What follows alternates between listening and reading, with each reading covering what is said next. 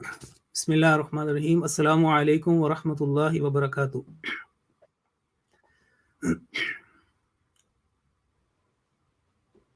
آج کا عنوان جس کے اوپر آج میں کچھ اپنے خیالات یا حاصل مطالعہ اس کا ذکر کروں گا وہ ہے تسمیہ کی اہمیت، فضائل اور برکات۔ چونکہ اس کا تعلق قرآن کریم سے ہے تو مناسب معلوم ہوتا ہے کہ پہلے قرآن کریم کی بنیادی جو تعریف ہے جو قرآن کریم میں خود بیان کی ہوئی ہے مختلف آیات کے حوالے سے، اور اہل علم نے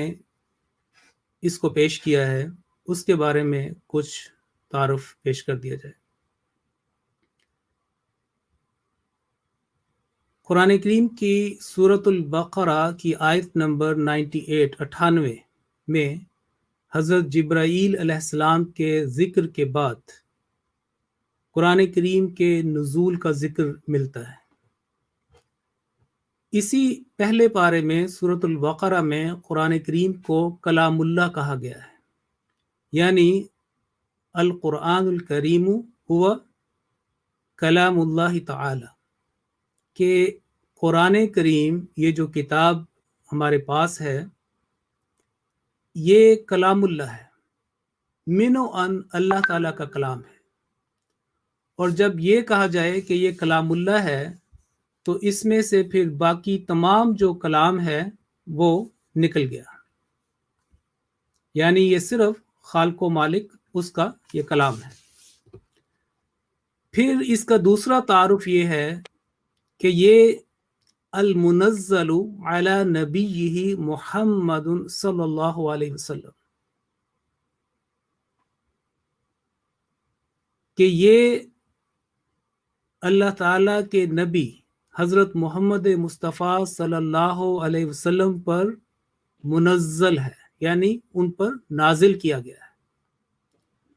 اور کس نے نازل کیا ہے اس کا ذکر جیسے میں نے بتایا سورہ البقرہ کی آیت نمبر 98 میں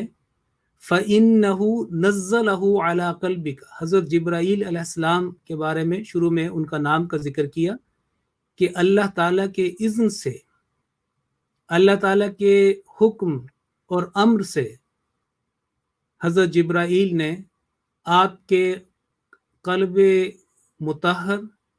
قلب مقدس پر، یعنی نبی کریم صلی اللہ علیہ وسلم پر یہ نازل فرمایا۔ تو اس لحاظ سے حضرت جبرائیل جو ہیں وہ المنزل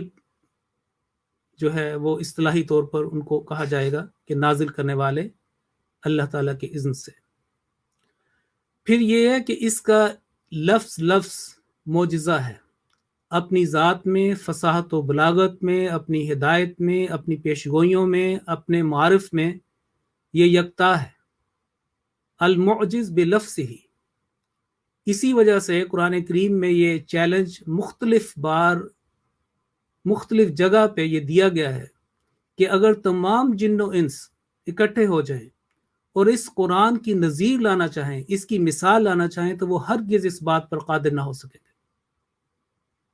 بلکہ آپ سورۃ البقرہ کے شروع میں اگر تیسرا رکوع پڑھیں تو شروع کی آیات کے اندر ہے کہ اگر تمہیں ہمارے اس بندے پہ شک ہے کہ اس نے اپنی طرف سے یہ بنا لیا ہے، اس قرآن کے اوپر شک ہے، تو پورا قرآن نے ایک صورت لے آؤ، فَأْتُوا بِسُورَةٍ مِّن مِّثْلِهِ، اور تمام اپنے جو حمایتی ہیں، اپنے جو مددگار ہیں ان کو بلا لاؤ۔ اور پھر اس کو مختلف انداز میں اس بات کو دہرایا گیا۔ پھر یہ ہے کہ یہ وہ کلام پاک ہے کہ جس کی تلاوت کا حرف کا ہمیں ثواب ملتا ہے، اور اس کی حدیث پاک صلی اللہ علیہ وسلم میں خوشخبری عطا فرمائی گئی ہے۔ حضرت عبداللہ بن مسعود رضی اللہ تعالیٰ عنہ روایت کرتے ہیں کہ نبی کریم صلی اللہ علیہ وسلم نے الف لام میم کی مثال دی کہ یہ الف لام میم 3 حروف کا مجموعہ ہے، اور ہر حرف کے پڑھنے پر 10 گنا ثواب انسان کو ملتا ہے۔ لیکن تلاوت میں فرق ہے۔ ہم ایک ہی کسوٹی کو ہر تلاوت کے اوپر اپلائی نہیں کر سکتے. 10 گنا کا ثواب جو ہے وہ کم از کم اس کی خوشخبری دی گئی ہے، لیکن اللہ تعالیٰ حسب مراتب and درجات نیکیوں کو بڑھا چڑھا کے دیتا ہے. 700 گنا تک قرآن کریم نے بیان کیا، اور اسی آیت میں یہ فرمایا کہ اس سے بھی زیادہ، یعنی بغیر حساب، جتنا بھی وہ چاہے. واللہ یضاعف لمن یشاء. تو الف لام میم کہہ کر یہ بتایا گیا کہ اس کے معنی اسرار عام لوگوں کو معلوم نہیں ہوتے، کیونکہ یہ اسرار الہی میں سے ہے، اور عارفین جو ہے وہ جانتے ہیں اور اس کی تشریح بھی کرتے ہیں اور اس کی تفسیر بھی کرتے ہیں. تو حضرت صلی اللہ علیہ وسلم کو پتہ تھا کہ یہ سارے زمانے میں پوری دنیا میں اس کو پڑھا جائے گا، عرب و عجم اس کو پڑھیں گے، دوسری زبانوں والے پڑھیں گے. تو آپ نے یہ بتایا کہ اگر تم بغیر سمجھے، اگر تمہیں سمجھ نہیں بھی آتی ان الفاظ کی، قرآن کریم کی تم تلاوت کرتے ہو یقین کے ساتھ کہ یہ اللہ تعالیٰ کا کلام ہے، اور ایک نیک نیتی سے کرتے ہو، تو تمہیں اس کا ثواب دیا جائے گا. پھر اس کا تعارف یہ ہے کہ المفتتح بسورۃ الفاتحہ، یہ سورۃ الفاتحہ سے شروع ہوتا ہے، والمنتہا بسورۃ الناس. تو 2 گتوں کے درمیان، بین الدفتین جس کو کہا گیا ہے علوم القرآن میں، کہ 2 جو ہے کورز کے درمیان میں جو قرآن کریم ہے، یہ سورۃ الفاتحہ سے شروع ہوتا ہے، بسم اللہ سے، با سے، اور سین جو ہے جو حرف ہے عربی کا، اس پہ یہ ختم ہوتا ہے، والناس پہ ختم ہوتا ہے. اور اس کا 7واں تعارف یہ ہے کہ المکتوب فی المصاحف، یہ شروع سے مصحف میں، جس کی جمع مصاحف ہے، اس میں لکھا گیا ہے، لکھا جاتا ہے، اور اس میں مسلسل ایک ارتقاء ہے. اور 8واں اس کا تعارف یہ ہے کہ والمنقول الینا بالتواتر، کہ یہ اس کی جو چین آف ٹرانسمیشن ہے، آغاز سے لے کر نبی کریم صلی اللہ علیہ وسلم نے جب پہلے الفاظ لکھائے ہوں گے، اعوذ باللہ من الشیطان الرجیم، اقرأ بسم ربک الذی خلق، اور آخری جو آیت ہے،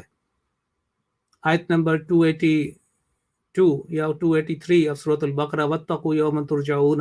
آخری آیت متفق علیہ. تو یہ ساری جو چیزیں، پھر اس کو ایک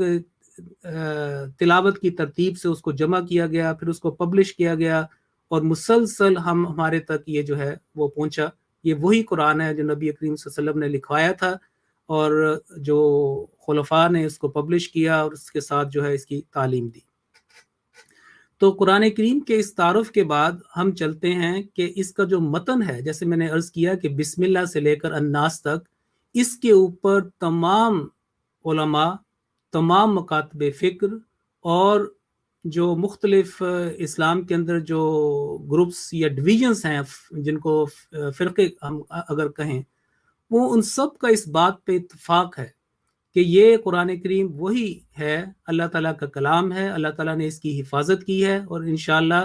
تا آخر تک اس کی حفاظت ہوگی، اور یہ وہ کلام ہے جو اللہ تعالیٰ نے اتارا ہے. لیکن اس کی جو آیات ہے، یعنی متن جو ہے، اس کا جو ٹیکسٹ ہے، وہ شروع سے ایک ایک حرف جو ہے وہ منقول ہے، ٹرانسمیٹڈ ہے، پروٹیکٹڈ ہے، سیف گارڈڈ ہے، اور اس کے اوپر سب کا اتفاق ایمان ہے. لیکن آپ نے دیکھا ہوگا کہ مختلف کتابوں میں، مختلف کوئز میں، یا مختلف بیانات میں جو آیات کی تعداد ہے، اس میں اختلاف پایا جاتا ہے. اور بڑی جو ایک مشہور ایک روایت چلی آتی ہے کہ قرآن کریم میں 6666 یعنی 46 ٹوگیدر یہ آیات ہیں. یہ بالکل غلط بات ہے. آج کے دور میں جب کہ کیلکولیٹرز اور ایکسل، اس کے ساتھ ہم اپنی یہ ساری کمپیوٹر کے ساتھ ہم اس کی کیلکولیشن کر سکتے ہیں، یہ بات بالکل غلط ثابت ہوتی ہے، لیکن مشہور ہو گئی. اس وقت میں آپ کے سامنے یہ رکھتا ہوں کہ قرآن کریم کی ٹیکسٹ کی صورتیں، اس کے اوپر سب کا اتفاق ہے. جیسے ٹیکسٹ کے اوپر ہے، اس طرح صورتیں جو اللہ تعالیٰ نے اس کو ترتیب دیا، اس کو نازل فرمایا، اور صحابہ کے یا علیہ وسلم کے وقت سے ان کے نام جو ہے وہ رکھے گئے، تصرف الہی سے نام رکھے گئے. نام جو ہے وہ اس کو صحابہ کو پتہ تھا، اور انہی سے کئی جو ہے صورتیں ان کے کئی کئی نام رکھے گئے، اور 114 صورتیں ان کے اوپر سب کا اتفاق ہے. کوئی بھی مکتب فکر ہو، سب کا اتفاق 114 صورتوں پہ. اور اس بات کے اوپر بھی اتفاق ہے کہ سورہ التوبہ کی شروع میں بسم اللہ الرحمن الرحیم نہیں لکھی گئی، نہ لکھی گئی، نہیں لکھی گئی، اور نہیں پڑھی بھی نہیں جاتی. تو صورتوں کی تقسیم میں کوئی اختلاف نہیں. ہاں، جیسے میں نے عرض کیا کہ آیات کی تعداد میں اختلاف ہے، اور اس اختلاف کی بنیادی وجہ تسمیہ ہے، جو آج کے موضوع کا عنوان ہے. یعنی جو اختلاف ہے کہ اس کی آیات اتنی ہیں، یا اس کو ایسے پڑھا جائے، یا اس کو کس طریقے سے، اس کا تسمیہ کے ساتھ تعلق ہے. اب یہ میں آپ کے سامنے عرض کروں کہ تسمیہ کیا چیز ہے. تسمیہ اصطلاحاً جو ہے وہ بسم اللہ الرحمن الرحیم کو کہتے ہیں. ان کلمات طیبات کا ایک نام، ایک لفظ میں اس کو تسمیہ اصطلاحاً کہتے ہیں. جیسے آپ دیکھیں کہ لا الہ الا اللہ محمد رسول اللہ، کلمہ طیبہ ایک دو لفظ اس کو ظاہر کرتے ہیں. اسی طریقے سے اگر جو اصطلاحات ہیں مختلف، مثلا اگر ہم کہیں کہ تجوید، تو فوراً جو ہے وہ قرآن کریم کو نکھار کے، خوش الہانی سے سنوار کے پڑھنے کا، اور قواعد کے اپلیکیشن کا نام جو ہے، اطلاق کا نام تجوید ہے. اسی طریقے سے مختلف اور جو کلمات ہیں ان کے بھی شارٹ جو ہے وہ بتائے گئے ہیں. تو سب سے پہلے تسمیہ کی تعریف اور وضاحت آپ کے سامنے پیش کرتا ہوں. تسمیہ کا مطلب ہے وہ عمل، وہ چیز جس سے کسی کو نمایاں کرنا، کسی کا نام رکھنا، اس کی علامت مقرر کرنا. جب کسی کا نام رکھا جاتا ہے، علامت مقرر کی جاتی ہے، تو وہ واضح ہو کر، نکھر کر وہ سامنے آ جاتا ہے. انسان کا جو ذہن اللہ تعالیٰ نے اس طرح کا بنایا ہے کہ وہ کوئی چیز بغیر نام کے رجسٹر کر ہی نہیں سکتا. کوئی بھی کانسیپٹ ہو، ایبسٹریکٹ کوئی چیز ہو، کوئی فزیکل ہو، کوئی چیز ویزیبل، انویزیبل، وہ نام کے ساتھ جو ہے وہ رجسٹر ہوگی، اور پھر اس کے ساتھ آگے جو ہے اس کی تفصیل آتی ہے. اور اب دیکھیں کہ حضرت مریم جب پیدا ہوئی ہیں، اور ان کی والدہ نے یہ بیان فرمایا ہے، سورۃ آل عمران نے اس کو کوٹ کیا ہے کہ وَإِنِّي سَمَّيْتُهَا مریم، کہ میں نے اس کا نام سمیتو، میں نے رکھا ہے اس کا نام، اس کو میں نے ایک نام دیا. یہ جو ولادت ہوئی ہے میرے ہاں، اس کو میں نے ایک نام دیا، مریم اس کا نام رکھا ہے. اور قرآن کریم میں لفظ جو ہے مسمہ بھی آتا ہے. عام طور پہ ہماری اردو میں بھی استعمال ہوتا ہے کہ مسمہ یا مسمات، تو نام رکھا ہوا، نمایاں کیا ہوا کوئی معین چیز جس کو ہو، اس کو مسمہ بھی کہتے ہیں. اجل مسمہ. تو اسم کی بات ہو رہی تھی. تو اسم کو اس لیے کہتے ہیں کہ اس سے جو نام جس کا رکھا گیا اس کا ذکر بلند ہوتا ہے، اس کی معرفت حاصل ہوتی ہے. اب دیکھیں کہ اللہ تعالیٰ نے حضرت آدم علیہ السلام کو جو تعلیم دی، اس میں سب سے پہلے اسماء سکھائے، اور اسماء سے مراد اللہ تعالیٰ کے اسماء، اللہ تعالیٰ کی صفات کا علم جو ہے وہ آپ کو عطا کیا گیا. تو بات ہو رہی تھی کہ تسمیہ اسلامی اصطلاح میں بسم اللہ الرحمن الرحیم کو کہتے ہیں. ابھی تجوید کی بھی بات ہوئی تھی. تو تجوید کی اصطلاح میں اس کلمات کا، یعنی پہلی آیت کا، قرآن کریم کی پہلی آیت کو بسملہ کہا جاتا ہے. جیسے اس کے مختلف نام ہے کہ یہاں پہ یہ اظہار کا قانون ہوگا، یہاں پہ اخفاء کا ہوگا، یہاں پہ آپ نے ادغام کرنا ہے، یہاں پہ مد ہے. بسم اللہ الرحمن الرحیم کو تجوید کے قواعد کی اصطلاح میں بسملہ، یعنی با کے اوپر فتحہ کے ساتھ یہ ادا کیا جاتا ہے. تو تسمیہ عام استعمال ہوتا ہے اس کے نام کی وجہ سے، جو اس میں اللہ تعالیٰ کے نام مذکور ہیں. چھوٹی سی آیت، 3 نام، یعنی اللہ تعالیٰ کا ایک ذاتی نام اللہ، اور الرحمن اور الرحیم جو ہے وہ 2 صفات بیان کی گئی ہے. اس آیت کی جو تاریخی حیثیت ہے اس سے پتہ چلتا ہے کہ قرآن مجید کے مطالعے سے پتہ چلتا ہے کہ اس آیت کا مضمون قدیم زمانے سے شروع سے اہل مذاہب میں نقل ہوتا چلا آیا. چنانچہ ابھی میں نے عرض کیا کہ وَعَلَّمَ آدَمَ الْأَسْمَاءَ، یہ اللہ تعالیٰ نے حضرت آدم علیہ السلام کو کہا. جب اپنے اسماء سکھائے تو ساتھ ایک تہذیب کا آغاز بھی ہو گیا، اور آپ کے جو بعثت ہے اس کے ساتھ وہ جو ایک ارتقاء کا سلسلہ ہے انسان کو خدا سے قریب کرنے کا، اس کا آغاز ہو گیا. اور اس کا جو مضمون ہے بسم اللہ الرحمن الرحیم کے جو الفاظ، اس کا جو معنی ہے وہ اتنے موزونیت ہے کہ کسی کام کو شروع کرنے کے لیے، اس کے افتتاح کرنے کے لیے اس میں نہایت موزونیت، اس کے معرفت اور اس کی اہمیت جو ہے وہ پائی جاتی ہے۔ اور اگر آپ قرآن کریم کو شروع سے مطالعہ کریں اور تمام مذاہب جو ہے جس طریقے سے بیان ہوئے، تو ہم دیکھتے ہیں کہ جو تہذیب ہے یا جو معاشرہ قرآن کریم قائم کرنا چاہتا ہے، اس میں سب سے پہلے تصورات جو ہیں اس کو ٹھیک کیا جاتا ہے، اس کے بارے میں بحث ہوتی ہے، اس کے بارے میں ہدایت ہوتی ہے کہ جو بنیادی تصورات ہیں انسان کے ذہن میں خدا کے بارے میں، اس کے رسولوں کے بارے میں، اس کی صفات کے بارے میں، اور دوسری زندگی جو ہے اس زندگی کے بارے میں، بعد کی زندگی کے بارے میں، اس کے جو بنیادی کانسیپٹ ہیں ان کو ٹھیک کیا جاتا ہے، اور اس کے بعد جو ہے وہ بات جو ہے انسان ترقی کر سکتا ہے۔ تو جو تہذیب اللہ تعالیٰ نے ہمیں عطا کی اس میں بھی یہی ہے کہ اس تصور کو بھی ایک نمایاں مقام ملنا چاہیے تھا کہ ہر جو ہمارا کام ہو اس کا آغاز اللہ تعالیٰ سے استعانت حاصل کرتے ہوئے اس کے نام کے ساتھ کرنا چاہیے۔ چنانچہ اگر آپ دیکھیں کہ بالکل حضرت آدم علیہ السلام کے بعد جو قریب ترین زمانہ ہے اس میں، یعنی کہ اگر انبیاء کے سلسلے میں، تو حضرت نوح علیہ السلام کا ذکر ملتا ہے۔ تو حضرت نوح علیہ السلام کے بارے میں آتا ہے کہ جب آپ نے اللہ تعالیٰ کے حکم سے ایک کشتی تیار کی، اور جب وہ ایک خاص وقت آیا اور اللہ تعالیٰ نے کہا کہ سارے جو ایمان والے ان کو اس میں شامل کرو، تو اس وقت بھی حضرت نوح علیہ السلام نے یہ الفاظ استعمال کیے، اور یہ ایک مثال ہے۔ فرمایا وَقَالَ ارْكَبُوا فِيهَا،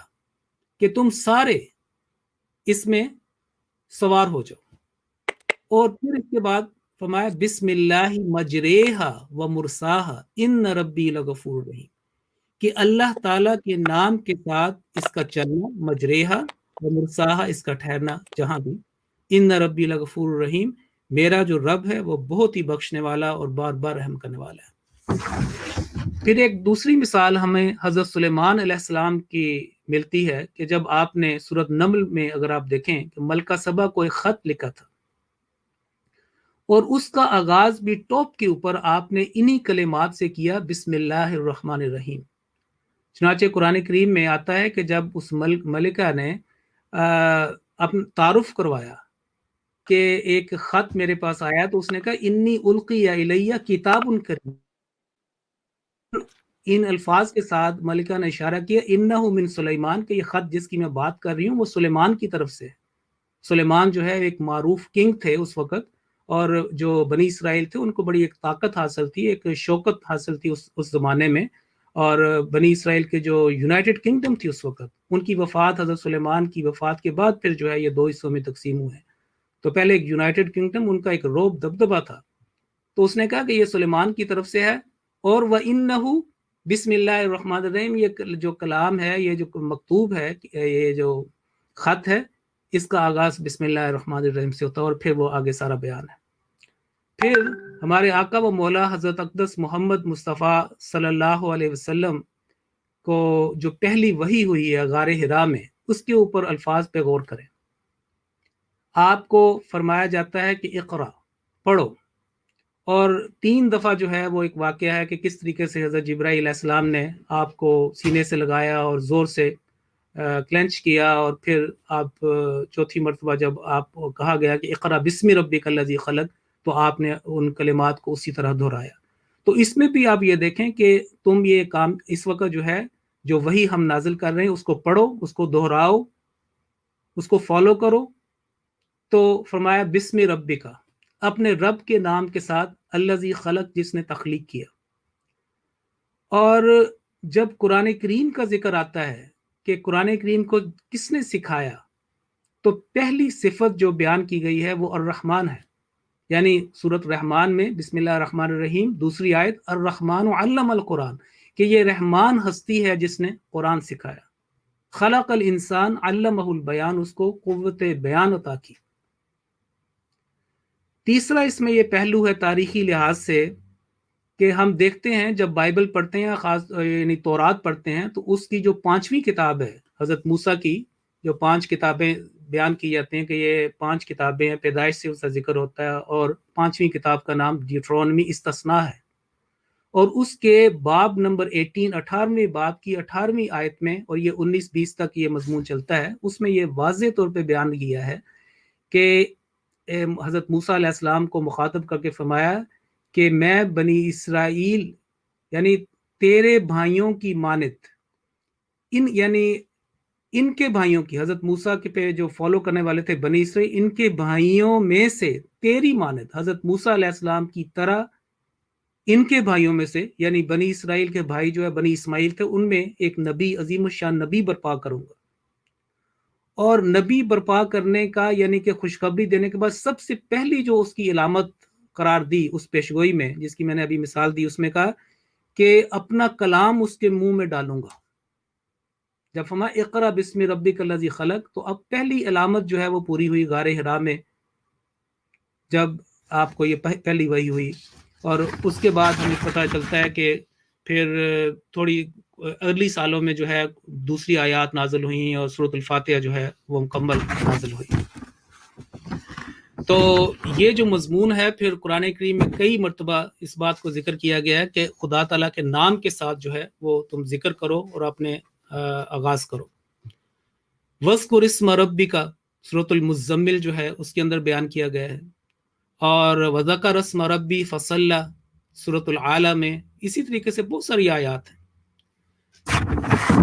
حضرت مسیح موعود علیہ السلام نے اپنے علم کلام میں، اپنی کتب میں اور ملفوظات میں مختلف جگہ پہ قرآن کریم کے بے انتہا معارف بیان کیے گئے ہیں۔ بسم اللہ الرحمن الرحیم تسمیہ کی بات ہو رہی تھی، تو براہین احمدیہ حصہ 4 سے میں آپ کے سامنے ایک حوالہ رکھتا ہوں۔ حضرت مسیح موعود علیہ السلام فرماتے ہیں یہ آیت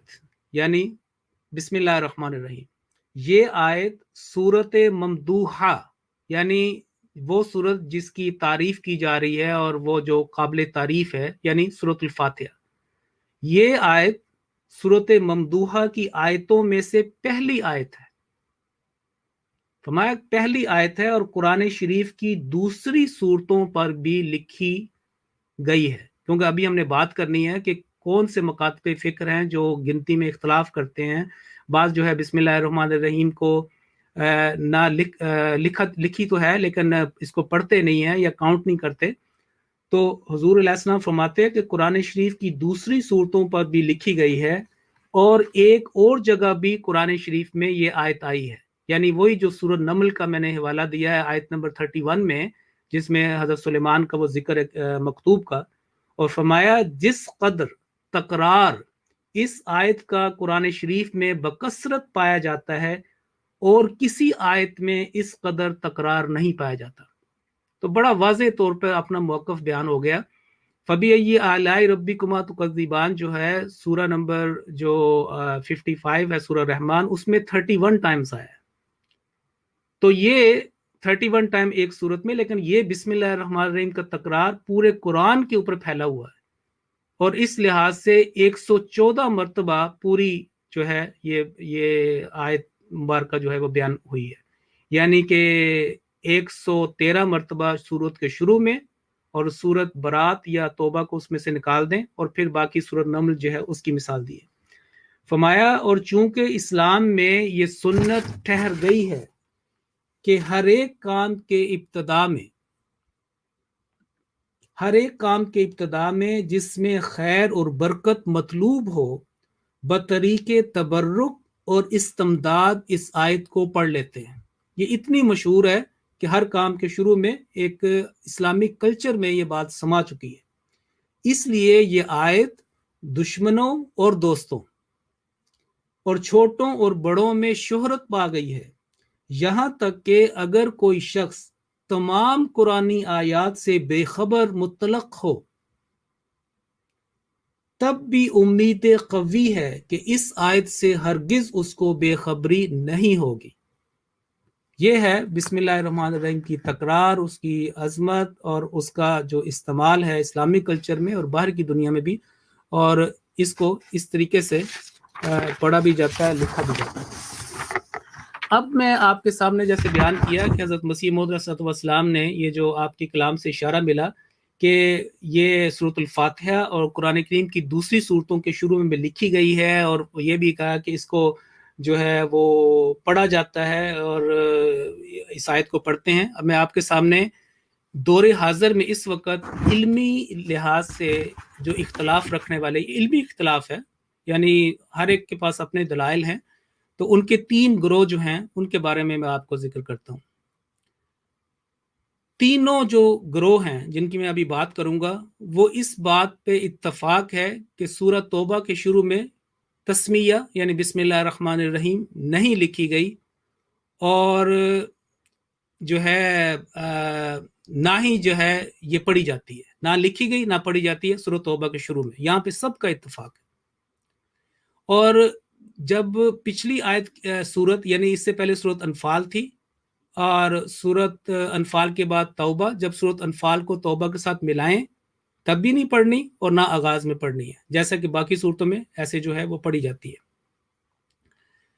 تو لیکن تینوں جو گروہ ہیں جن کی میں آج بات کروں گا، گروپس کی یا اسکول آف تھاٹس کی، اسکولز آف تھاٹ، ان کو یہ اس بات کے قائل ہیں کہ یہ شروع سے مصحف میں، مصاحف میں لکھی جا رہی ہے، تواتر کے ساتھ منقول ہے، اس کو لکھا جاتا ہے۔ اور تینوں اس بات کے بھی قائل ہیں کہ سورۃ نمل میں بھی ایک آیت بسم اللہ آئی ہے، اس کو پڑھنا لازم ہے۔ نتیجہ یہ سامنے آیا ہمارے کہ لکھنے میں اختلاف نہیں ہے، لکھی جاتی ہے۔ اس کے اختلاف جو ہے وہ اس کے پڑھنے میں ہے، اور اس کی وجہ سے آیات کی تعداد میں اختلاف ہے۔ یعنی جو اس کو کاؤنٹ کرتے ہیں پڑھائی کے لحاظ سے، وہ اپنے ان کی تعداد آیات بڑھ جاتی ہے، اور جو اس کو محض تبرک سمجھتے ہیں اور سمجھتے ہیں کہ 2 صورتوں کے درمیان ایک فصل کرنے کے لیے، فاصلہ کرنے کے لیے یہ لگائی گئی ہے، جیسے ایک بارڈر ہوتا ہے اس طریقے سے، تو وہ سمجھتے ہیں کہ ان کی تعداد یہ ہے۔ سب سے پہلے تو میں پہلے گروہ جو ہے اس کا ذکر کرتا ہوں۔ پہلا گروہ یہ ذکر کرتا ہے کہ یہ تلاوت قرآن کا حصہ نہیں، یعنی بسم اللہ الرحمن الرحیم جو ہے وہ تلاوت میں شامل نہ کیا جائے، مصحف میں لکھی گئی ہے، کسی بھی صورت کے شروع میں نہیں، اور ان کے نزدیک جو ہے اس کی تعداد پھر 6235 بنتی ہے، 6235۔ اب بات یہ ہے کہ اس سے اس طریقے سے اختلاف کیا جا سکتا ہے کہ بسم اللہ الرحمن الرحیم جیسے وہ کہتے ہیں کہ یہ فصل کے لیے، درمیان کے لیے ہے، تو یہ بات جو ہے ٹھیک معلوم نہیں ہوتی۔ اس کی وجہ یہ ہے کہ بسم اللہ الرحمن الرحیم کو شروع سے اسی رسم الخط میں لکھا جاتا ہے جس میں باقی آیات لکھی جاتی ہیں۔ باقی اگر کوئی چیز تبرک کے لحاظ سے یا خدا تعالیٰ کی کوئی عظمت بیان کرنے کے لیے، یا کوئی جیسے بعض کے اوپر ہم جواب دیتے ہیں سبحان ربی الاعلیٰ یا اللہم حاسبنی حسابا، سب سے بڑی مثال سورۃ الفاتحہ کی وللضالین کے بعد آمین جو ہے وہ کہتے ہیں، اور سب کہتے ہیں کہ اس کو آپ آہستہ آواز میں کریں یا اس کو اونچی آواز میں کریں، لیکن اس پہ آمین کے قائل ہیں۔ لیکن آمین کبھی کسی مصحف میں آپ کو لکھی ہوئی دکھائی نہیں دے گی، تاکہ اس میں اشتباہ نہ ہو کہ یہ جو ہے قرآن کریم کا جو ہے وہ حصہ نہ ہو، بلکہ اس کو ویسے ہی انسان جو ہے ذہن میں یاد رکھتا ہے، اور جو کرنے والے جو ہیں وہ اس کو سری طور پر یعنی مخفی طور پر یا جہری طور پر اس کو پکار کر اس کو پڑھتے ہیں۔ تو بسم اللہ الرحمن الرحیم کا رسم الخط سیم ہونا اس بات کی دلیل ہے کہ یہ جو ہے قرآن کریم کا حصہ ہے اور شروع سے لکھوایا گیا۔ اب پھر بعد میں یہ گروہ یا یہ جو مکتب فکر ہے یہ کہتا ہے کہ بسم اللہ الرحمن الرحیم 2 صورتوں کے درمیان میں لکھی جاتی ہے۔ اب دیکھیں کہ دائیں طرف جو ہے لکھا ہوتا ہے کہ یہ صورت کہاں سے آئی ہے، مکی ہے، مدنی ہے، اور پھر رکوع کے بارے میں لکھا ہوتا ہے یا آیات کے بارے میں لکھا ہوتا ہے، اتنی آیات ہیں، یہ اتنی رکوع، یہ چھوٹی سی انفارمیشن بسم اللہ الرحمن الرحیم کے دائیں بائیں لکھی جاتی ہے۔ کہتے ہیں کہ دیکھیں یہ اس کو اس کے ساتھ نہیں۔ یہ تو بلا ہو برمنگم یونیورسٹی کا، اللہ تعالیٰ نے یہ جو ایک پرانا، میں نے آپ کو یہ تصویر بھی ہے اگر آپ اس کو شیئر کریں، کہ کچھ سال پہلے ایک جو قرآن کریم کے جو ارلیسٹ کاپی تھی اس کو جو ہے یہ ان کو پتہ چلا کہ، اور باقاعدہ سائنٹیفکلی انہوں نے کاربن ڈیٹنگ اس کی کرائی، اور اس کو بتایا کہ یہ اس کا جو زمانہ ہے وہ خلفاء کا زمانہ ہے، حضرت عثمان یعنی کہ وہ ارلیسٹ جو ہے ہے. تو پہلے یہ بیان تھا، لیکن اگر آپ اس کو غور سے دیکھیں اس کو، یہ جو، اور آپ اگر آپ ٹائپ کریں سرچ انجن میں تو آپ دیکھیں کہ برمنگھم یونیورسٹی کا یا جو کاپی جو ہے ارلیسٹ مینوسکرپٹ کا، تو آپ کو یہ نظر آئے گا، اور باقاعدہ سائنٹیفکلی پروف بھی ہو چکا ہے. اب اس میں دائیں طرف سورہ مریم لکھی ہوئی ہے، سورہ مریم کا آخر ہے، اور اس کے بعد جب سورہ مریم ختم ہوتی ہے تو اسی آگے لائن میں بسم اللہ الرحمن الرحیم لکھ کے باقی بعد میں طٰہٰ لکھا گیا. تو یہ اس بات کی بڑی دلیل ہے کہ 1400 سال سے ایک چیز جو جمع تھی یا محفوظ تھی، آپ دیکھیں اس وقت بسم اللہ الرحمن الرحیم لکھی بھی جاتی تھی، پڑھی بھی جاتی تھی، اور ایک ہی لائن. یہ بعد کے زمانے میں اس کو انہوں نے تعداد آیات جو ہے لکھی، یا بعد میں رکوع آئے، مختلف جو اس کے اندر ارتقاء ہوا ہے ٹیکسٹ کے خوبصورت کرنے کا یا اس کو مزید نمایاں کرنے کا. اب تمام مصاحف میں بسم اللہ درمیان میں لکھی جاتی ہے اور بعد میں شروع. لیکن یہ جو ارلیسٹ کاپی ہے اس بات کی دلیل ہے کہ صحابہ جو ہے وہ کیسے اپنے مصاحف میں لکھتے تھے، اور شروع میں جب لکھوایا گیا حضرت عثمان کے دور میں جب پبلش ہوا تو کس طریقے سے دیکھیں لکھا ہوا ہے بسم اللہ الرحمن الرحیم. اگر اس کو اس میں دیکھیں، چلیں بعد میں یہ اس میں یہاں پہ تو نظر نہیں اتنا آ رہا، تو بہرحال آگے صاف لکھا ہوا طٰہٰ ما انزلنا، اور اس سے مضمون جو ہے وہ سٹارٹ ہوتا ہے. تو اس لحاظ سے یہ پتہ چلتا ہے کہ بسم اللہ الرحمن الرحیم کا شروع میں مصحف میں قرآن اور غیر قرآن میں کوئی فرق جو ہے وہ نہیں کیا گیا. اب دوسرا گروہ جس کی میں بات کرنا چاہتا ہوں وہ ہے جو کہتا ہے کہ بسم اللہ الرحمن الرحیم سورۃ الفاتحہ کا پہلا یعنی آیت ہے، لکھی بھی گئی ہے، اس کو پڑھی بھی جائے. ان کی مجبوری یہ ہے کہ وہ اس کو بسم اللہ الرحمن الرحیم کو پہلی آیت لکھنے پر، کیونکہ سورۃ الحجر میں 14ویں پارے کا جو شروع پہلی سورت ہوتی ہے اس میں سورۃ الحجر میں واضح طور پر اللہ تعالیٰ نے صرف ایک سورت کی آیات کے بارے میں بیان کیا ہے، وَلَقَدْ آتَيْنَاكَ سَبْعًا مِّنَ الْمَثَانِي وَالْقُرْآنِ الْعَظِيمِ، کہ اے آپ آتینا کا اشارہ آن وسلم کی طرف ہے کہ ہم نے آپ کو 7 دہرائی جانے والی اور بار بار دہرائی جانے والی آیات عطا کی ہیں اور قرآن عظیم عطا کیا، وا کا ڈال کے دونوں میں فصل کیا کہ آیات 7 آیات اور قرآن عظیم. تو 7 آیات کے بارے میں حدیث میں یہ واضح طور پہ بیان ہے کہ یہ 7 آیات جو ہیں سورۃ الفاتحہ ہیں. اور اس وقت اگر آپ دیکھیں پوری جو امت مسلمہ کا تعامل ہے کہ شروع میں سورۃ الفاتحہ 20 مرتبہ روزانہ ہم اس کو تلاوت کرتے ہیں، اور یہاں تک کہا گیا کہ سورۃ الفاتحہ کی تلاوت کے بغیر آپ کی رکعت مکمل نہیں ہے، آپ اس کو لازمی آپ نے پڑھنا ہے. باقی میں آپ کی چوائس ہے کہ آپ قرآن کریم کی کوئی بھی بعد میں حصہ تلاوت کریں، کوئی آیات پڑھیں، لیکن سورۃ الفاتحہ کے شروع میں یہ فکس اللہ تعالیٰ کی طرف سے وسلم کے جو سنت سے یہ اس کو ملتا ہے. تو اگر یہ بسم اللہ الرحمن الرحیم کو نہ شامل کریں، الحمدللہ سے کریں، تو یہ 6 آیتیں بنتی ہیں اور پھر 7 آیت مکمل نہیں ہوتی. اللہ تعالیٰ نے تو صاف کہا کہ 7 آیتیں. جو پھر بھی جو ہیں اس بات پہ بعض تھے پکے کہ نہیں بسم اللہ نہیں، وہ صراط الذین انعمت علیہم کے بعد ایک نشان لگاتے ہیں 5 کا. 5 کا ایک چھوٹا سا جو اردو میں 5 کہتے ہیں وہ لکھا ہوتا نشان، وہ کہتے ہیں کہ 6ٹھی آیت یہاں پہ ختم ہوتی ہے اور غیر المغضوب علیہم ولا الضالین سے بعد میں 5 کا آیات جو 5 کا حصہ، اس کے بارے میں مختلف قسم کی جو ہے بیان کیا جاتا تھا کہ یہ کیا چیز ہے. اب یہ جو میں نے آپ کے سامنے یہ جو برمنگھم یونیورسٹی کا یہ جو ارلیسٹ مینوسکرپٹ دیا 2 پیجز، اس پہ اگر آپ دیکھیں کہ شروع میں آیتوں کے نشان گول نہیں ہوتے تھے، نہ اسکوائر ہوتے تھے، نہ ان کے اندر نمبر لگتے تھے، بلکہ 5 نقطے تھے، 2 نقطے اوپر، 2 نقطے نیچے، پھر 1 نقطہ، 5 نقطے. اب ساری دیکھیں ایک کے بعد 5 نقطے لگے ہوئے ہیں. تو وہ نقطے جو ہے پہلے تائے مربوطہ تا بنے 2 نقطے، پھر تا ختم ہوئی، ہا رہ گئی، ہا جو ہے وہ پھر مزید ریفائن کر کے گول ہوئی، پھر اس میں آیات کی نمبر لگانے کے لیے اس کو سٹار کی شکل میں یا ایک جو ہے چوکور شکل دی گئی، مربع شکل دی گئی، تو پھر آگے جو ہے سلسلہ. لیکن یہ جو 5 نقطے ہیں یہ اس 5 کو ظاہر کرتے ہیں جو بعض اوقات قرآن کریم میں کہتا ہے یہ 5 کیا لکھا ہوا ہے.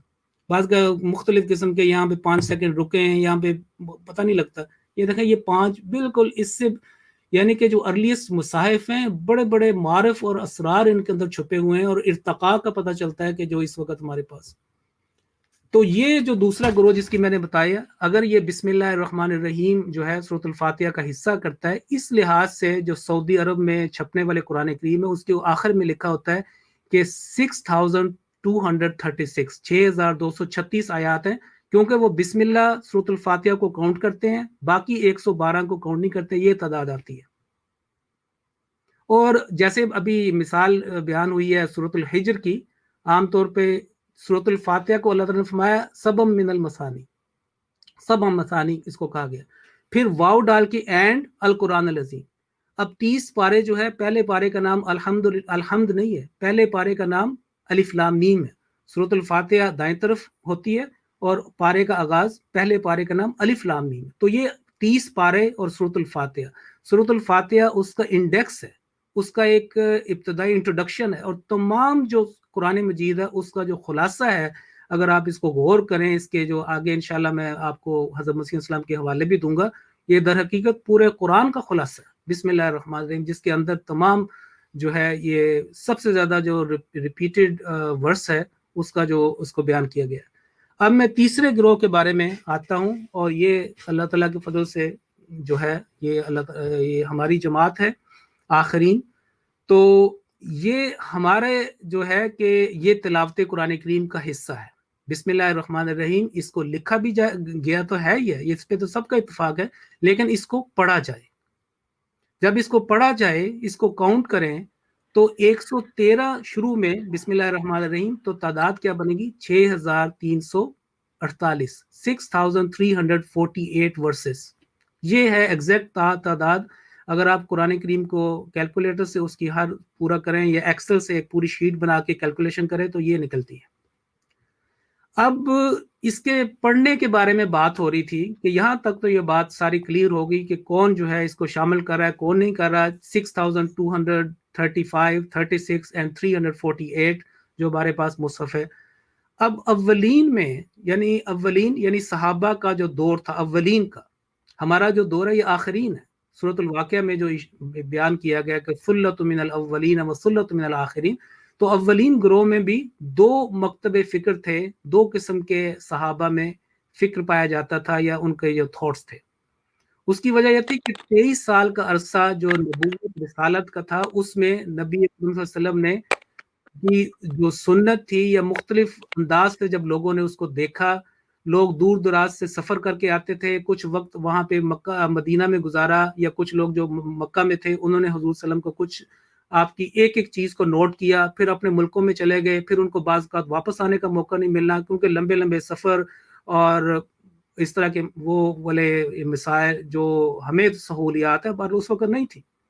تو اس لیے جو روایات میں بھی اختلاف پایا جاتا ہے کہ ہم نے آن وسلم کو ایسے کرتے دیکھا، یہ کرتے سنا، یہ ایسے. تو جو اصولی طور پہ بات جو ہے وہ ساری ٹھیک ہے. تو تسمیہ کو بھی اونچی آواز میں پڑھنا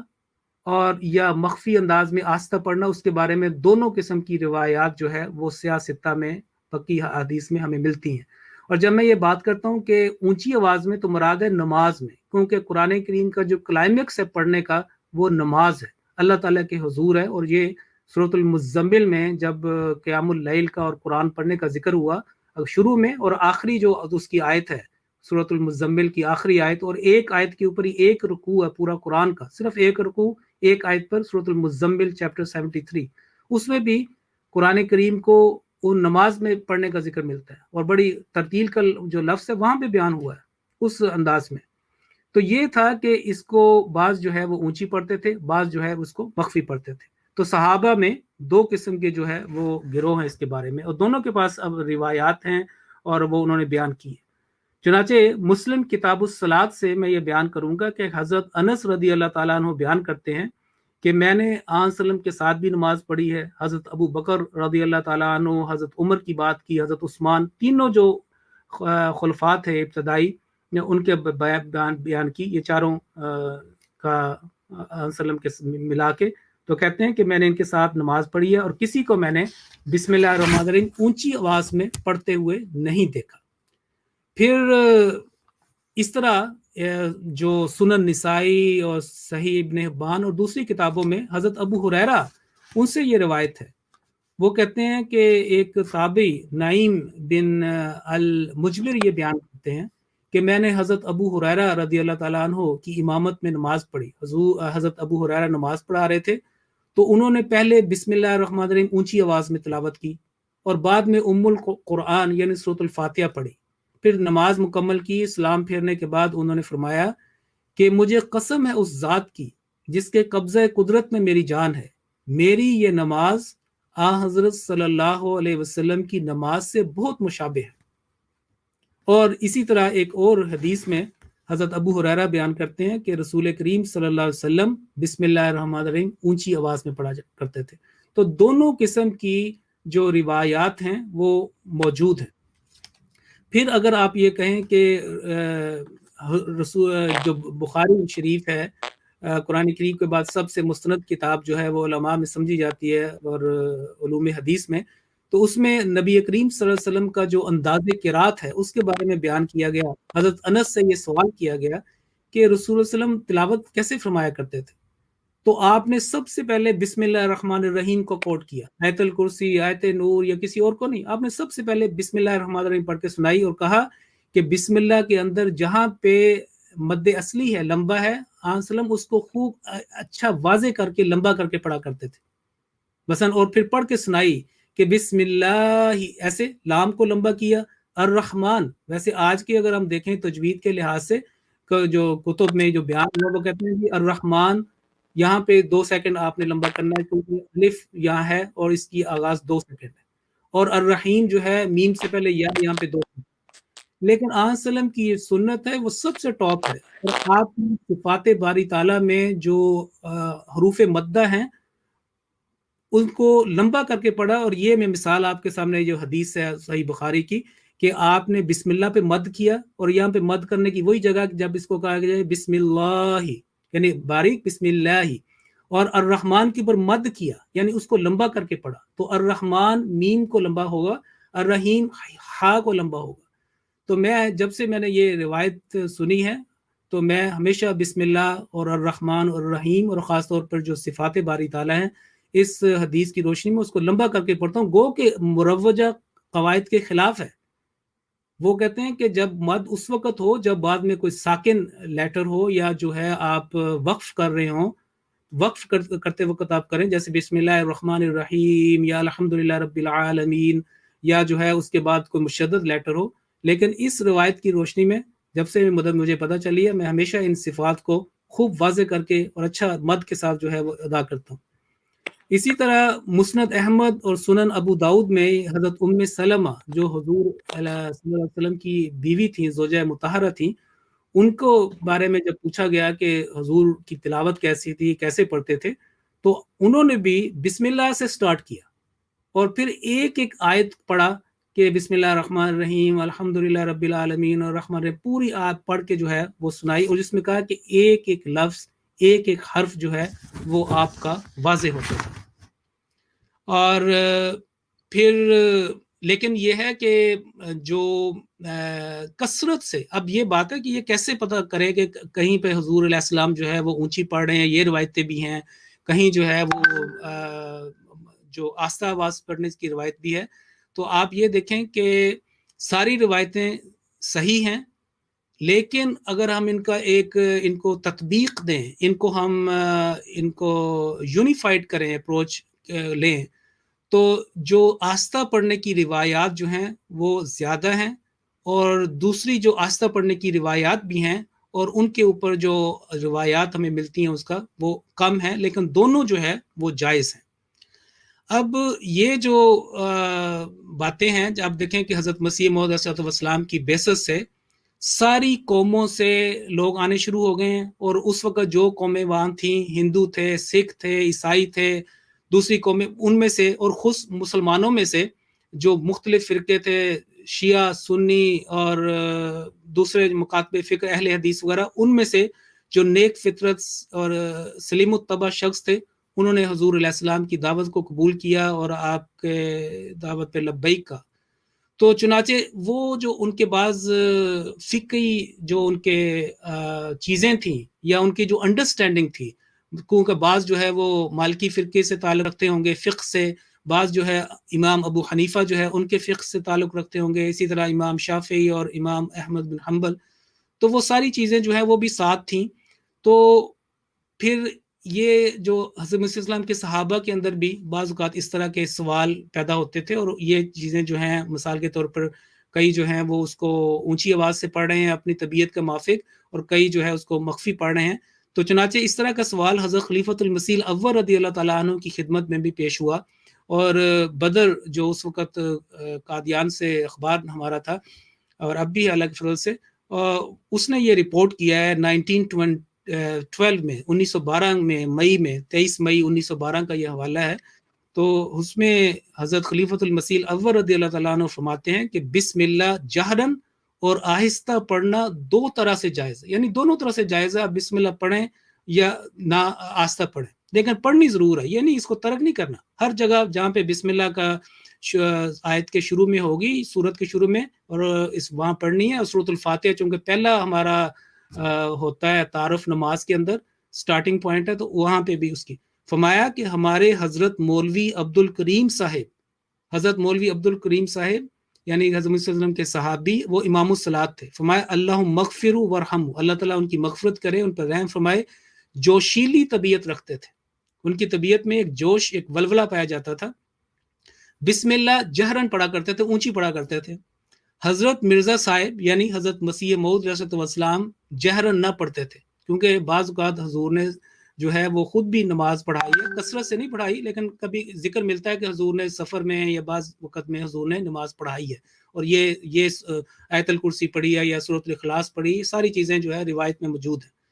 تو یہ حضور فرماتے ہیں خلیفۃ المسیح الاول رضی اللہ تعالیٰ عنہ، ایسا ہی میں بھی آہستہ پڑھتا ہوں، یعنی پڑھتا ہوں آہستہ پڑھتا ہوں. صحابہ میں دو قسم کے گروہ ہیں، میں تمہیں نصیحت کرتا ہوں کہ کسی طرح کوئی پڑھے اس پر جھگڑا نہ کرو.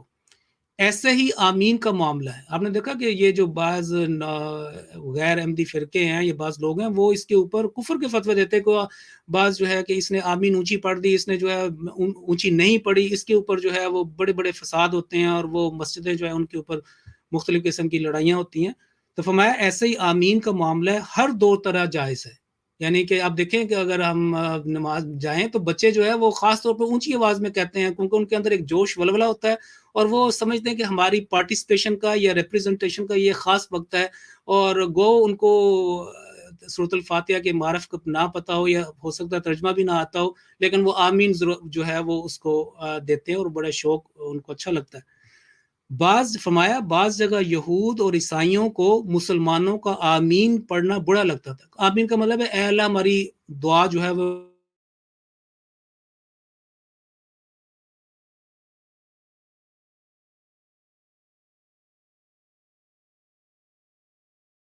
پڑھتے تھے. فرمایا مجھے ہر دو طرح مزہ آتا ہے، کوئی نماز میں اس کو اونچا پڑھے یا آہستہ پڑھے، مجھے دونوں طرح مزہ آتا ہے. پھر میں آپ کے سامنے ایک حوالہ رکھتا ہوں حضرت مفتی محمد صادق صاحب کا. یہ بھی بڑے ایک نمایاں ایک صحابی تھے، حضور علیہ السلام کے پرائیویٹ سیکٹری بھی رہے، یعنی حضرت مسیح علیہ السلام کے، اور امریکہ کے اولین مبلغ بھی تھے. انہوں نے ایک تقریر فرمائی تھی 1931 میں، جو اس کو رپورٹ ہوا ہے. وہ کہتے ہیں کہ حضرت مسیح موعود علیہ السلام کے بارے میں فرمایا کہ بسم اللہ بالجہر نہ پڑھتے تھے، یعنی مسیح السلام اونچی نہیں پڑھتے تھے، لیکن پڑھنے والوں کو روکتے بھی نہ تھے. حضرت مولوی عبد الکریم صاحب مرحوم، جو سالہا سال تک یعنی ایک لمبے عرصے تک مسجد مبارک قادیان میں امام رہے، پیش امام رہے، اور جن کو خدا کی پاک وحی میں لیڈر کا خطاب ملا تھا، ان کے بارے میں الہام ہوا تھا کہ مسلمانوں کا لیڈر، ان کا یہ اللہ تعالیٰ نے ان کے بارے میں بیان کیا تھا، ہمیشہ بسم اللہ اور آمین بالجہر کرتے، یعنی اونچی آواز میں پڑھتے. حضرت مسیح موعود علیہ الصلوۃ والسلام کی مسجد میں ان امور کو موجب اختلاف نہ گردانا جاتا تھا. جو اصحاب کرتے تھے ان کو کوئی روکتا نہ تھا، اور جو نہ کرتے تھے ان سے کوئی اصرار نہ کرتا تھا کہ ایسا ضرور کرو. ہر ایک کی اپنی اپنی طبیعت. پھر اسی طریقے سے سیرت المہدی کو اگر آپ لیں تو اس میں حضرت مرزا بشیر احمد صاحب نے جلد اول میں یہ روایت بیان کی ہے حضرت عبداللہ سنوری صاحب رضی اللہ تعالیٰ عنہ کی، جو حضور کے خادمین میں سے تھے، آپ کی خدمت میں رہا کرتے تھے، کہ میں نے کبھی حضرت صاحب کو رفع یدین، یعنی بعض نماز کے اندر ایسے شروع میں تو ہم اٹھاتے ہیں، لیکن بعض روایتیں آتی ہیں کہ ہم ہر جو دوسرا یونٹ شروع کرتے تھے نماز کے اندر، رکوع میں جانا یا باہر واپس آنا یا نیچے، تو اس وقت وہ رفع یدین یعنی دونوں ہاتھوں کا کھڑا کرنا یہ نہیں کرتے تھے، یا آمین بالجہر کہتے نہیں سنا، نہ کبھی بسم اللہ بالجہر پڑھتے سنا ہے۔ حضرت مرزا بشیر احمد صاحب حضور کے جو بیٹے ہیں، تو انہوں نے بیان کیا کہ یہ حضرت مسیح السلام کا طریق عمل تھا، لیکن آپ کا یہ طریق بھی تھا کہ ان باتوں میں آپ کے دور میں اور بعد میں بھی کوئی اس پہ گرفت نہیں کرتا تھا۔ تو حضور یہ فرماتے تھے کہ دراصل یہ تمام طریقے، یہ روایات جو آئی ہیں، تمام طریقے آن سلم سے ثابت ہیں، مگر جس طریق پر حضور علیہ السلام نے خود زیادہ عمل کیا وہ تھا جس پہ آن سلم نے زیادہ جو ہے وہ عمل کیا۔ تو بیسیکلی جو بھی روایات تھیں وہ سنت تو ہے، اسی لیے کسی نے کہا تھا کہ تراویح جو ہے یہ کیسے ہوگی، حضور علیہ السلام نے تو ایک مرتبہ پڑھی، تو خلیفۃ المسیح الاول نے کہا تھا بے شک ایک مرتبہ پڑھی سنت تو ہو گئی۔ تو مجھے یاد ہے کہ یہ جب مسجد جو فضل تھی اس میں فرائیڈے دن والے دن جو ہے وہ ہوتی تھی،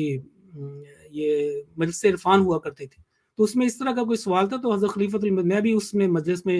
موجود تھا، تو حضرت خلیفۃ المسیح رابع رحمۃ اللہ تعالیٰ نے فرمایا تھا کہ رفع بالیدین ہم جماعت میں تو نہیں کرتے، ہمارے جماعت میں تو وہی ایک سسٹم جیسے ہے، لیکن یہ چونکہ روایت ہے، یہ سنت ہے، تو میں جب اپنی ذاتی نماز پڑھتا ہوں تو کبھی کبھار میں اس سنت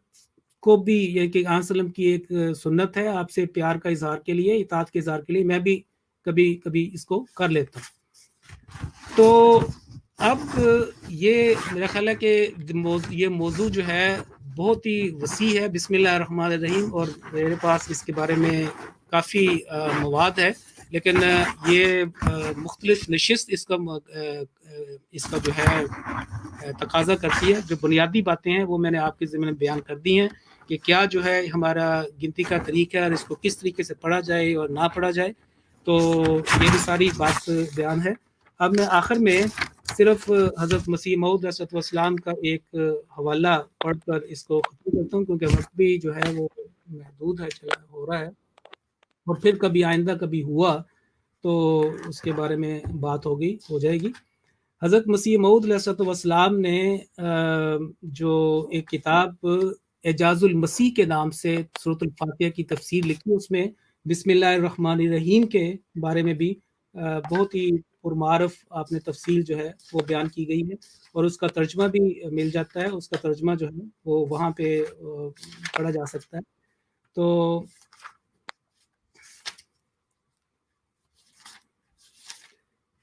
قصہ مختصر یہ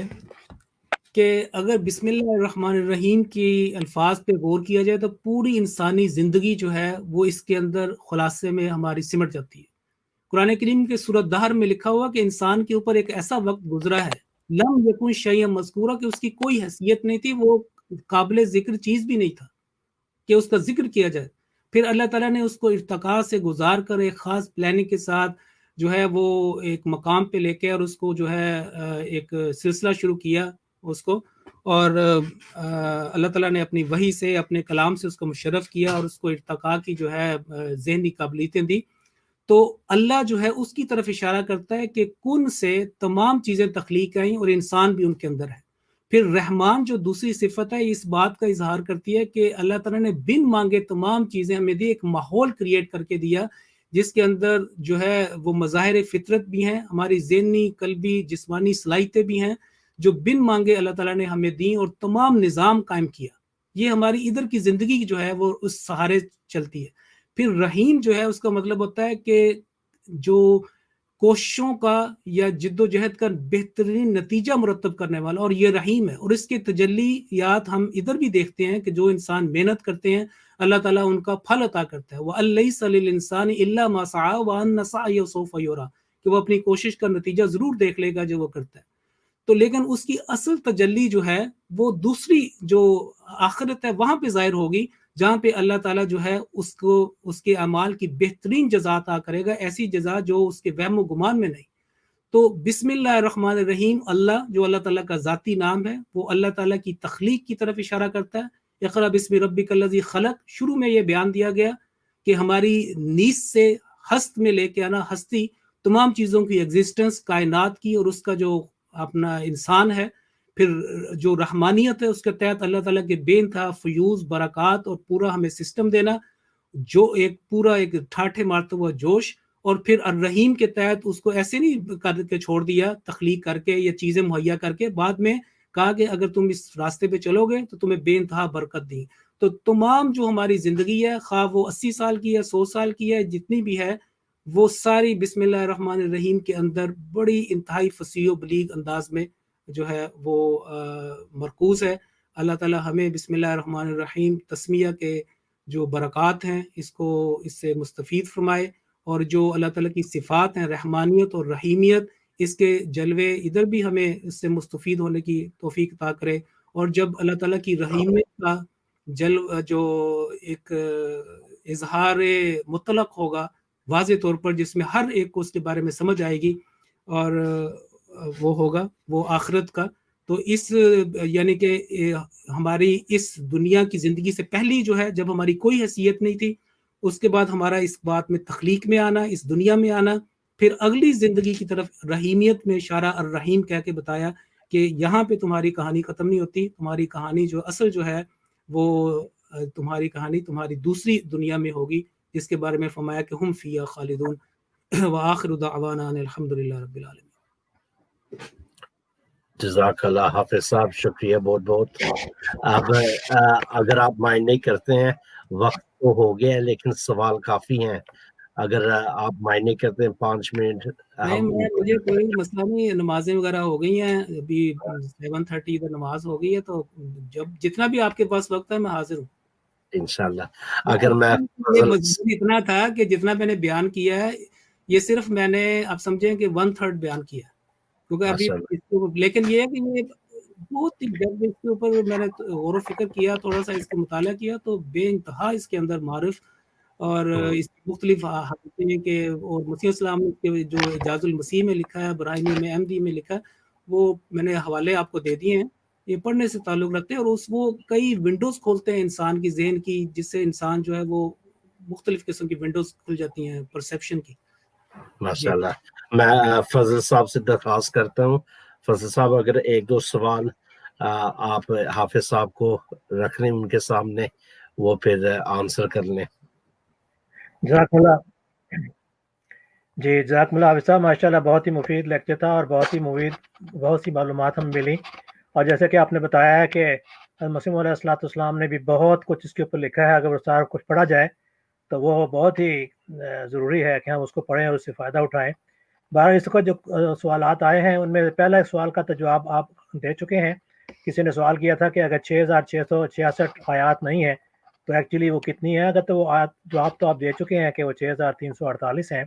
لیکن یہ 6666 کا نمبر، اس کے بارے میں جو علوم القرآن کی کتابیں میں لکھا ہوا ہے کہ یہ حضرت عائشہ رضی اللہ تعالی عنہا سے منقول ہے کہ انہوں نے قرآن کریم کی آیات کی جو تعداد ہے کی تھی، یا ان سے ہے کہ ان کا ہے، لیکن ہم جو اس وقت دیکھتے ہیں اس میں یہ چیز جو ہے وہ تو کہیں ہمیں نظر نہیں آتی. اصل بات یہ ہے کہ بعض آیات کی چھوٹی یا بڑی ہونے ملا کے پڑھنے میں اختلاف ہے. بعض اوقات آن سلم نے 2 آیات کو ملا کے پڑھا ہے، جیسے اب دیکھیں بعض اوقات ہم اہدنا الصراط المستقیم، ہمارے بزرگ بھی بعض کا صراط الذین ٹوگیدر کر دیتے ہیں، یا اسی طرح سورۃ ناس یا فلق جو ہے 2 آیتوں کو ملا دیتے ہیں. تو بعض اوقات جو ہے جو سہولت کی خاطر آن سلم نے اس کو ملا کے بھی پڑھا اور علیحدہ علیحدہ بھی پڑھا، لیکن آپ کی جو کثرت سے سنت تھی وہ وہی تھی کہ آپ ہر آیت کو علیحدہ علیحدہ پڑھتے تھے. جیسے کہ آپ کی گھر کی بات ہے، زوج مطہرہ حضرت ام سلمہ نے بیان فرمایا کہ انہوں نے کہا کہ کیسے قرات ہوتی تھی، ایک ایک آیت جو ہے آپ نے گنوائی، الحمدللہ بسم اللہ الرحمن الحمدللہ رب العالمین، ساری 7 آیتیں جو ہیں سورۃ الفاتحہ کی گنوائی. تو 6666 جو ہے اس کا تعلق جو ہے وہ تاریخی طور پر حضرت عائشہ سے ہے، لیکن اس وقت جو ہمارے جو اس وقت آ رہا ہے اس میں کوئی مکتب فکر اس کے اوپر نہیں آتا. تو پتہ نہیں کس طریقے سے وہ یہ روایت جو ہے، میں تو اس کو روایت کو سچا نہیں سمجھتا، صحیح نہیں سمجھتا، کہ کیونکہ پرانے وقتوں میں ایسے بھی تھا بہت ساری جو روایات ہیں حضرت ابن عباس سے وہ جو ہے منسوب کر دیتے تھے، اور اسی طرح حضرت عائشہ سے. لیکن وہ دیکھنا چاہیے کہ جو اس وقت جو مصحف ہمارے پاس ہے اور اس لحاظ سے. اس میں ایک اور سوال وہ کرتے ہیں کہ جو سورۃ توبہ سے پہلے بسم اللہ نہیں آئے گی, ایک اس تو کی یہ کیا ہے کہ بسم اللہ وضاحت الرحمن ہے؟ الرحیم سورہ توبہ سے پہلے اس وقت لکھی نہیں گئی. حضرت عثمان کے زمانے میں یہ کہا جاتا ہے کہ حضرت عثمان رضی اللہ تعالیٰ عنہ یا جو وہ کمیٹی آپ نے بنائی تھی حضرت زید بن ثابت رضی اللہ تعالیٰ عنہ کی نگرانی میں جو صحابہ کی, ان کو کوئی ایسی روایت, کوئی ایسا فیصلہ, کوئی لکھا نہیں مل سکا کہ سورۃ توبہ برات من اللہ سے شروع ہو رہی ہے اور اس سے پہلے بسم اللہ لکھی ہو. تو انہوں نے اس کو علیحدہ لکھا سورۃ انفال سے, اور یہ کہا کہ اس کا جو مضمون ہے وہ سورۃ انفال سے ملتا ہے اور سورۃ توبہ کنٹینیوشن ہے. لیکن کوئی ہمیں, کیونکہ جو بھی انہوں نے مصحف میں تحریر کیا, ایک تو یہ ہے کہ انہوں نے جو حفاظ صحابہ تھے, بہت سارے کثرت سے حفاظ صحابہ صحابیات تھے جنہوں نے حفظ کیا وہ تھا, ان کی گواہی لیتے تھے. پھر لکھی ہوئی جو چیز ہے مصحف, اس کی گواہی لیتے, دونوں گواہیاں ملا کے پھر وہ ماسٹر جو فائل ہے, ماسٹر جو مصحف ہے, جس کو مصحف الامام کہا گیا, یعنی حضرت عثمان کا مصحف, اس میں وہ درج کرتے تھے. تو ان کو یہ دونوں جو روایات ہیں وہ نہیں ملی. کسی صحابی نے یہ نہیں کہا کہ میں نے یاد کی ہوئی ہے سورۃ توبہ سے پہلے برات من اللہ سے پہلے بسم اللہ تھی, یا کسی نے کہا دیکھیں یہ میرے پاس ٹکڑا ہے اس میں ہے. تو دونوں چونکہ نہیں ملی تو انہوں نے بالکل دیانتداری سے جو نہیں تھی اس طریقے سے وہاں پہ کیا. تو اس میں اللہ تعالیٰ کا خاص ایک کوئی تصرف, کوئی اس کے اسرار اس معلوم ہوتے ہیں. اور واللہ اعلم. اسی طرح ایک اور سوال ہے کہ حروف مقطعات کے حروف بارے میں کچھ بتائیں. حروف مقطعات شروع کے میں جو بارے میں آیات حضرت عبداللہ بن مسعود رضی اللہ تعالیٰ عنہ کی جو روایت تھی کہ آن وسلم نے قرآن کریم کی جو قرات ہے اس کا ثواب بتانے کے لیے پورے قرآن کو چھوڑ کے, اور ان میں بہت سارے معارف اور اسرار تھے, آپ نے الف لام میم کا انتخاب کیا. اور الف لام میم جو ہے آپ دیکھیں کہ یہ اور اس طرح کے دوسرے جو حروف مقطعات,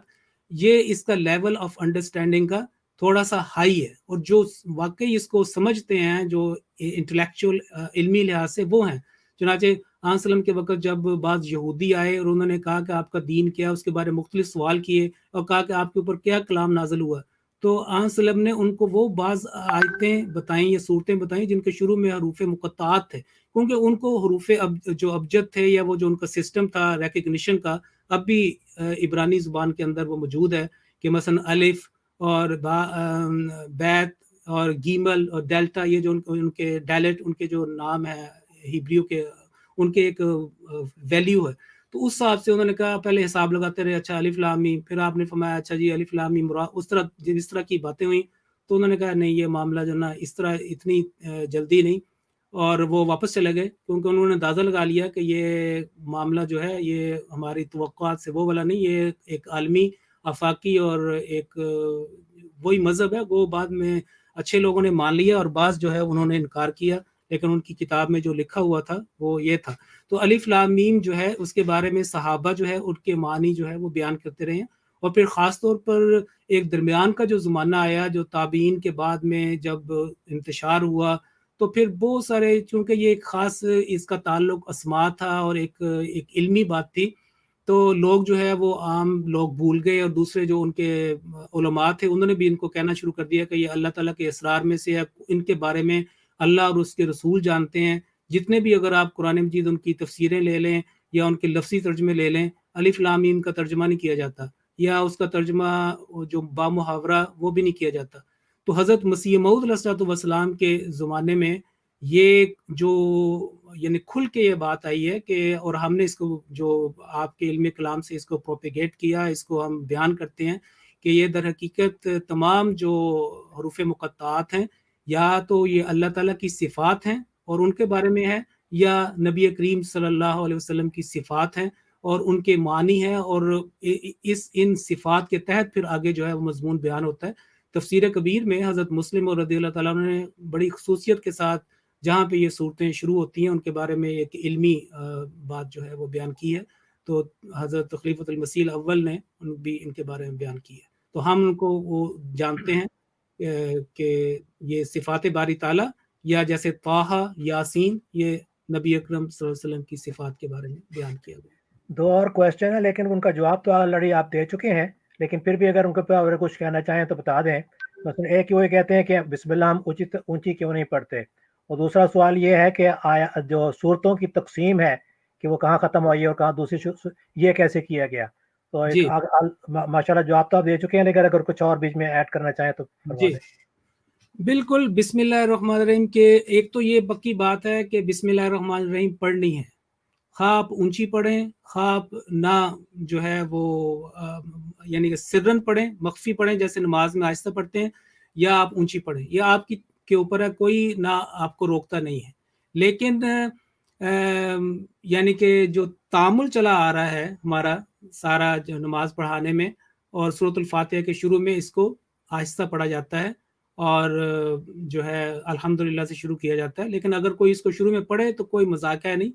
لیکن ان کے پاس سے پورا اس کا کنسپٹ ہونا چاہیے۔ دوسرا یہ کہ بسم اللہ الرحمن الرحیم اگر سورۃ الفاتحہ کے بعد پڑھی جائے تو وہ بھی ہے کہ آپ پڑھیں یا نہ پڑھیں، تراویح کے اندر یہ پڑھی جاتی ہے تاکہ وہ پوری تلاوت ہو۔ میں جو ہے دونوں طریقے پہ جو ہے ہم کر لیتے ہیں، کبھی پڑھی جاتی ہے کبھی نہیں پڑھ لیتے، تاکہ دونوں سنتوں پہ عمل ہو جائے۔ اصل تو یہ ہے کہ سنت پہ عمل کرنا ہے،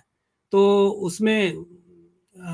یہ حصہ ہے قرآن کریم کا، اور بہت ہی خوبصورت حصہ ہے۔ اگر اس کو نہ پڑھا جائے،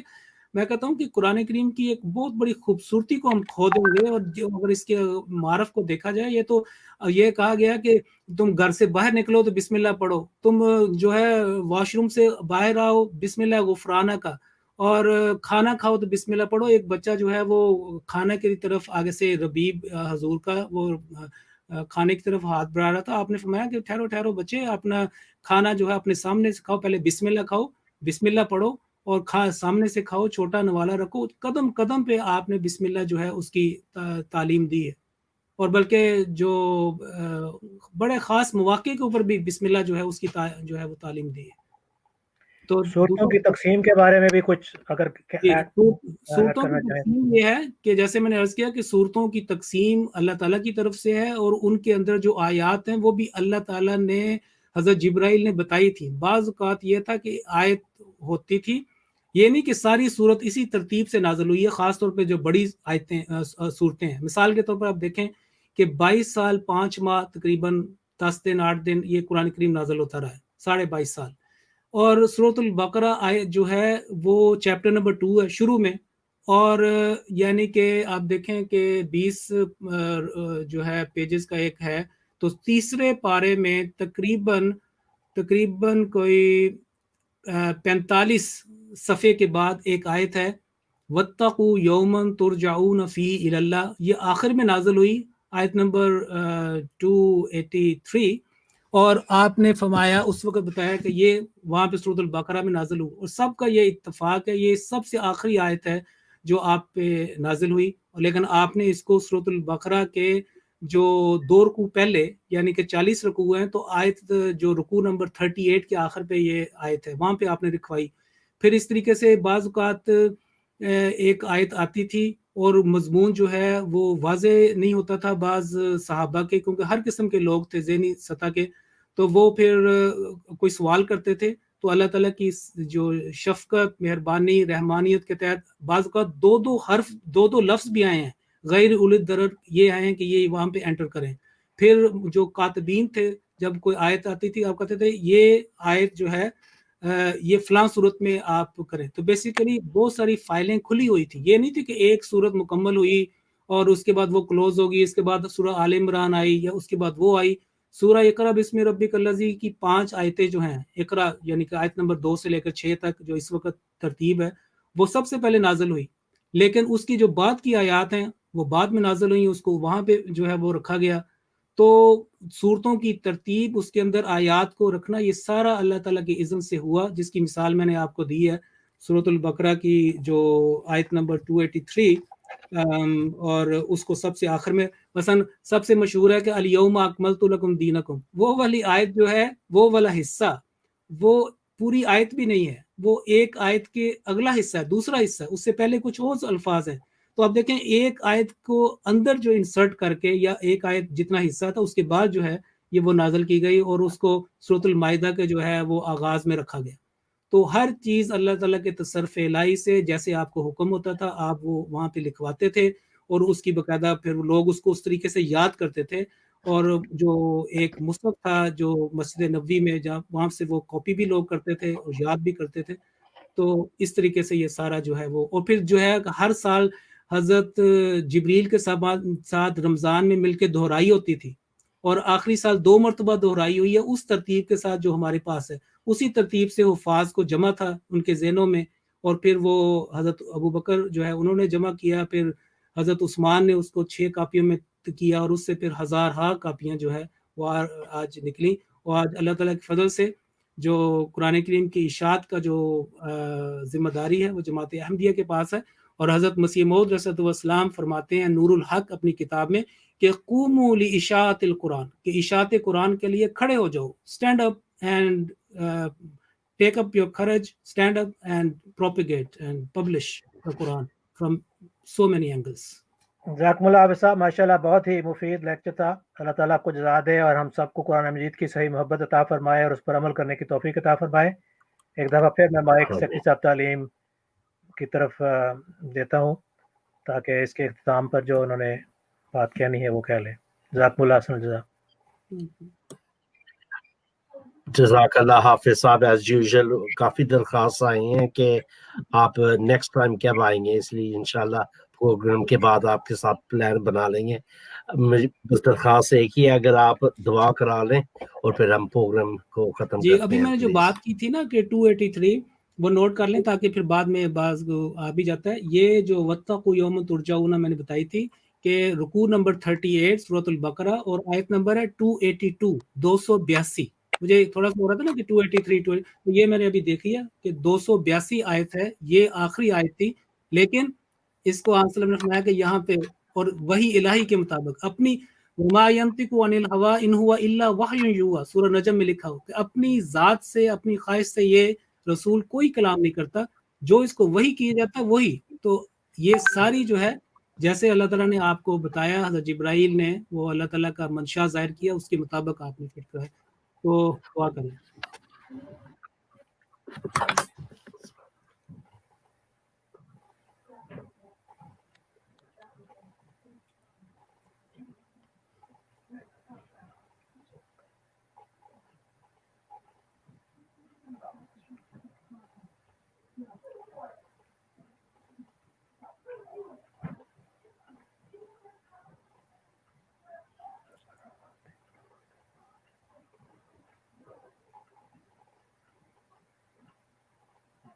آمین, اللہم آمین. آمین. جزاک اللہ.